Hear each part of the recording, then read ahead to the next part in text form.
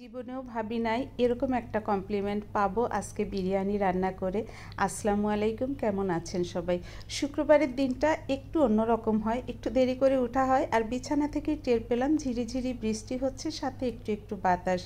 রান্নাঘরে চলে এসেছি, প্রথমে একটু টক দই প্রসেস করে নিচ্ছি। ঘরে টক দই আছে, আমি এই টাইপের কিছু রান্না করলে টক দইটা নিজে হাতে করে নিতেই পছন্দ করি।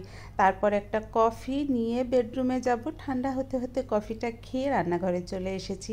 গরুর মাংস ভিজিয়ে দিয়েছি, আজকে ভেবেছি একটু কাচ্চি বিরিয়ানি রান্না করব, আর সেটা হচ্ছে বাসমতি চাল দিয়ে রান্না করব। এই চাল দিয়ে রান্না করতে কিন্তু আমি ভীষণ ভয় পাই, এতটা ইজি মনে হয় না আমার কাছে। তো আমার ছেলে এটা কিন্তু খুব ভালো পারে, ওর এই মাপটা এক্সিলেন্ট হয়, যেটা আমি খুব ভয় পাই। তো যাই হোক, প্রসেস করে নিয়েছি, চাউল ধুয়ে পানি ঝরাতে দিয়েছি, আলু ভেজে নিয়েছি একটু। এই ধরনের খাবারে আমার একটু আলু দিলে বেশ ভালো লাগে।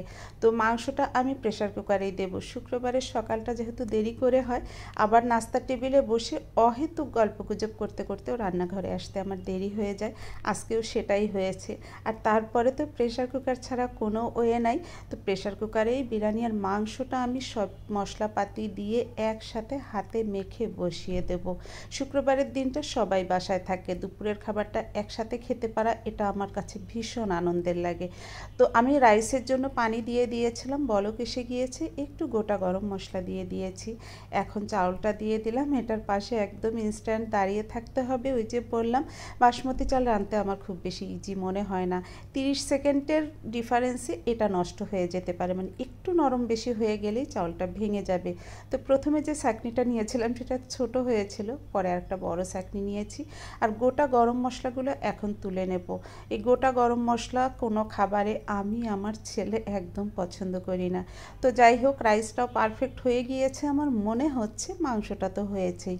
এখন এটা ধাপে ধাপে আরেকটা প্যান নিয়ে সেটাতে এখন মিশিয়ে দেব, মানে ধাপে ধাপে দিয়ে এটা তারপরে হচ্ছে দমে বসিয়ে দেব। প্রথমে রাইস দিয়ে দিয়েছিলাম, তারপরে একটু বেরেস্তা ঘি দিয়ে মাংস দিয়ে দিয়েছি, আবার কিছুটা রাইস দেব, তারপর বেরেস্তা ঘি দিয়ে আবার কিছুটা মাংস দিব।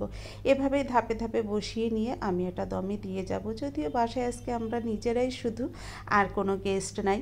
তো ফাইনালি যে রাইসটুকু ছিল সেটা দিয়ে এখন ধাপে ধাপে সব কিছু দিয়ে দেব।